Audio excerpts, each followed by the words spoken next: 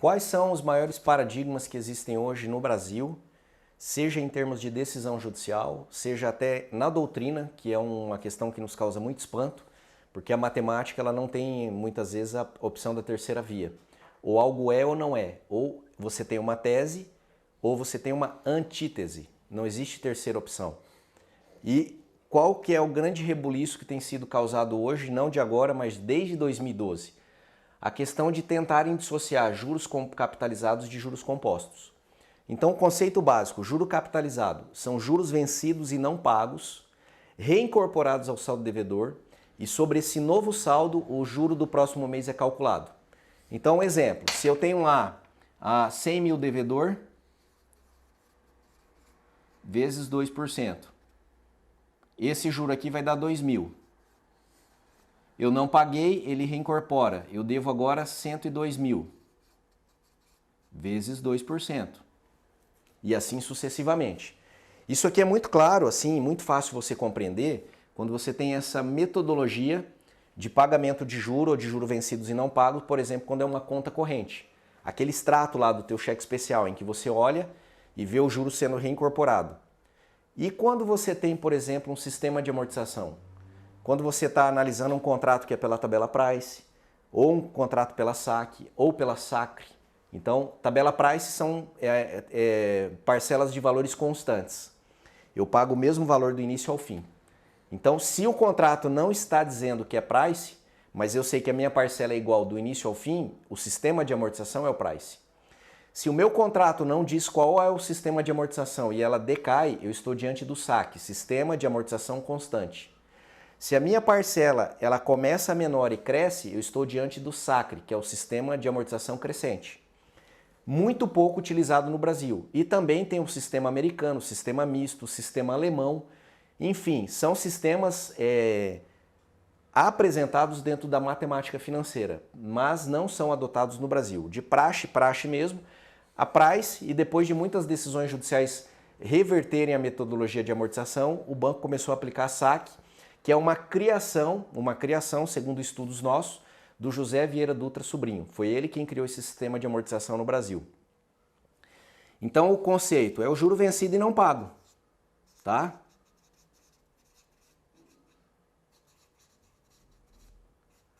Agora, olha o que nós temos que raciocinar.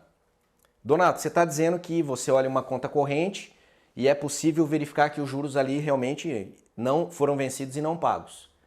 Mas será que eu não posso ter um algoritmo dentro de um sistema de amortização em que ele seja feito para fazer o seguinte raciocínio, o seguinte cálculo? Algoritmo. Eu quero ter um sistema de amortização em que eu devolvo todos os meses capital e juro aquele que concedeu o crédito.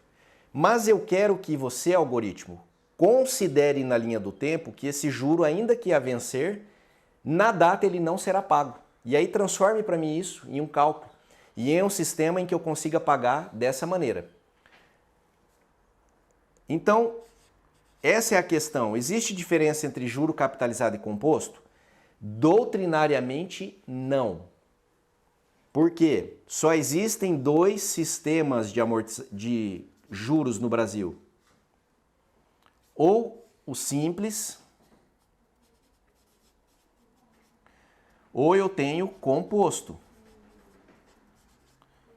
Vou comprar 100 livros de matemática financeira, de economia, do que seja.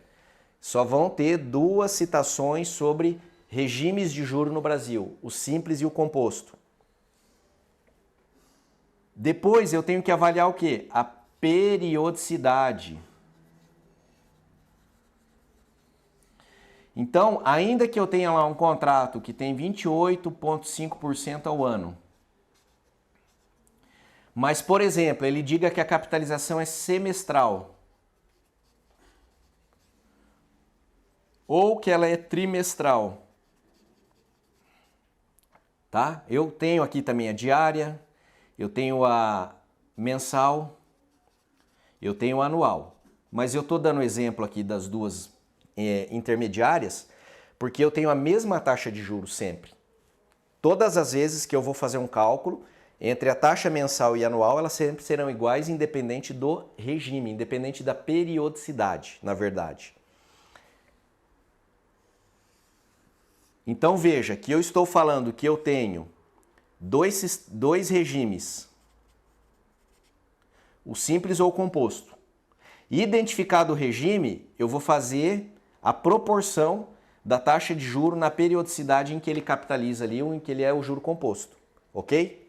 São dados que eu não posso esquecer na hora de analisar um contrato. Ah, Donato, o contrato do meu cliente é 30% ao ano, e aí? E aí você tem que entender isso.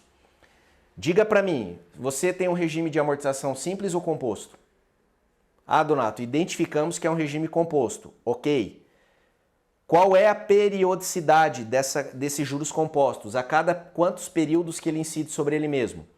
É de forma diária? É de forma mensal, anual, trimestral, semestral? Donato, no meu contrato do meu cliente é semestral. Ok. Então, a partir desses dados, eu consigo verificar se o contrato respeitou aquilo que ele disse ou não. Beleza? Dito isto, além da terminologia juro composto e capitalizado, o que também significa que o juro rende juro? Anatocismo. O que mais? Juro fungífero. Quando você acessa, por exemplo, o STJ e coloca qualquer dessas terminologias, ele vai buscar todos os julgados que têm essas correlações de palavras, que são palavras que possuem o mesmo signo, ou seja, juro rendendo juro.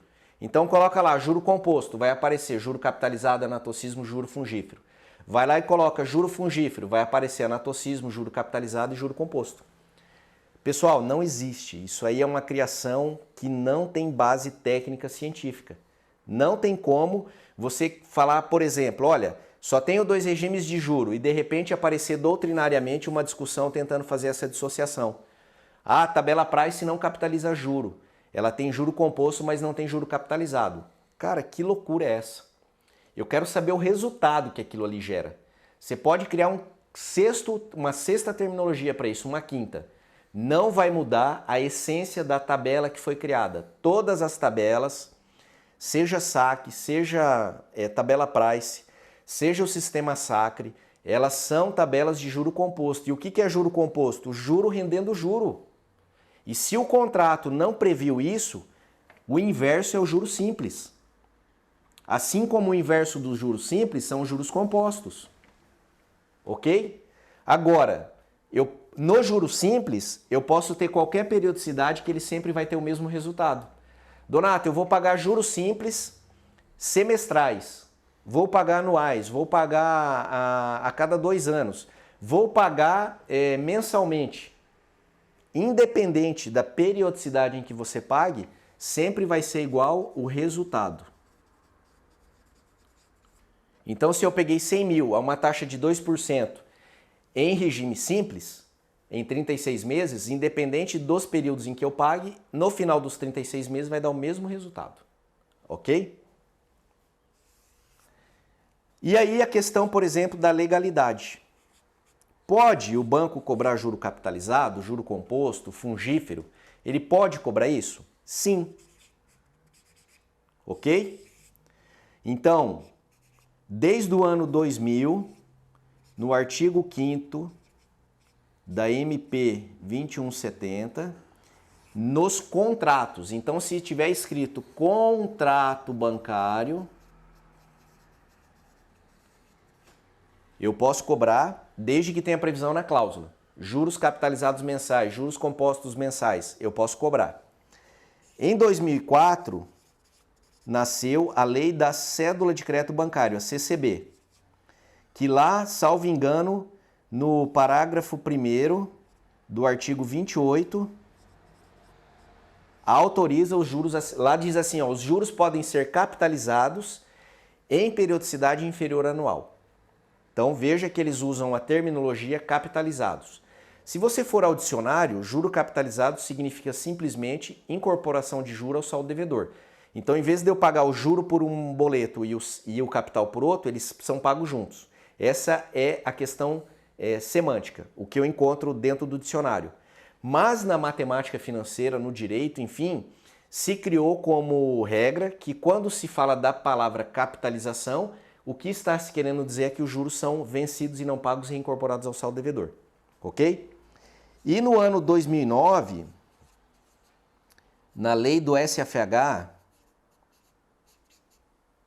foi autorizado também capitalizar juros, ou seja, considerar os juros vencidos e não pagos reincorporados ao saldo devedor. Aí você pergunta assim para mim, olha só, vamos fazer um raciocínio. Se as tabelas, se há uma diferença entre juro capitalizado e juro composto, e se as tabelas não têm juro capitalizado, por que que houve a necessidade, o lobby do banco de ir ao Congresso para aprovar uma lei que autorize? E aí eu te faço um desafio, pegue qualquer contrato anterior a 2009 e posterior a 2009 e faça um cálculo dele utilizando juros simples ou compostos. E aí você vai descobrir que o sistema de amortização sempre é o mesmo. Não existe diferença dentro do sistema de amortização. Então eu tenho que saber olhar para a legalidade, se a lei autoriza ou não, e tenho que saber interpretar o sistema de amortização eleito pelo banco, que, como eu disse no início, geralmente ou é a tabela price ou é o sistema saque, amortização constante. Tanto um como o outro são sistemas de amortização por juros compostos. Vou frisar aqui de novo, ó. Há um algoritmo, depois você pesquisa o algoritmo, o que é um algoritmo, e ele tem o comando de considerar juros a vencer e não sendo pagos. Então o algoritmo lê assim, ó, você me contratou agora uma taxa de juros de 2% e quando der 30 dias, eu ainda não sei se você vai pagar, mas para o meu sistema de amortização eu vou considerar que ele não será pago. Então o algoritmo converte não pago e traz ele para o saldo devedor. Próximo mês, 2% estou considerando que você não paga. Então você tem o saldo devedor anterior e mais o pagamento disso. Olha só agora que interessante. Eu não posso fazer uma análise disso somente olhando nessa sistemática com a conta corrente, senão vai dar um número diferente. Por quê? Aqui eu também tenho que ter olhos para a amortização que ocorre, porque a tua parcela ela é composta de juros e capital. Então, se o meu sistema de amortização devolve capital todo mês, você concorda comigo que ainda que o juro seja considerado vencido e não pago, todo mês tem um saldo devedor a menor para ele incidir? Por isso que se você fizer só um comparativo entre o sistema de amortização, seja qual ele for, e uma conta corrente como metodologia de comprovação, você possivelmente vai ser enganado, porque na conta corrente vai dar uma sensação de custo maior. Opa, na conta corrente eu paguei 128 mil, aqui no sistema de amortização eu estou pagando 116. Logo, o sistema de amortização não tem capitalização. Engano é pensar dessa maneira. Ele tem sim, mas eu tenho que lembrar que o algoritmo também está considerando que eu estou devolvendo capital todo mês. Então, em cada mês, ele considera no algoritmo que eu não vou pagar e traz para o saldo devedor. Mas ele também faz o cálculo em cima de um saldo devedor a menor. Pessoal, isso aqui é realidade, tá? Se você souber fazer esse tipo de argumentação e investigação e a tua equipe construir o laudo técnico, eu te garanto que no processo você vai ter um êxito legal. E nenhum perito vai conseguir derrubar essa questão. E aí me desculpem os bons peritos, mas um dos grandes problemas do processo são os maus peritos. São peritos que não têm conhecimento técnico para fazer esse tipo de trabalho, que olham de forma equivocada quando se abre, por exemplo, o pagamento aqui e faz simples multiplicador pelo saldo devedor para encontrar o valor da próxima parcela, o que é um equívoco muito grande. E aí eu vou fazer mais um apontamento. Você não pode usar conceito de matemática em questões de matemática financeira, pessoal. São duas ciências que não se misturam. Você tem matemática para certas questões, para certas resoluções, e a matemática financeira são conceitos totalmente muito mais aprofundados, ok? Quando um perito olha isso, que é o valor do capital emprestado, e ele abre juros e capital e faz um multiplicador simples, ele está usando ali o que a gente conhece que é da matemática, que é a multiplicação. E não pode ser feito dessa maneira, ok? Então assim, ó, com a consciência muito tranquila, eu te garanto que a tabela Price, por exemplo, ela tem 4 algoritmos dentro dela. Ela tem 4 subtabelas. E o próprio criador explica no livro que quando você quer falar que os juros não serão pagos, existe um algoritmo com alguns índices que você aplica. Gente, é extraordinário. Vai pesquisar e estudar que você vai descobrir isso aqui. Valeu?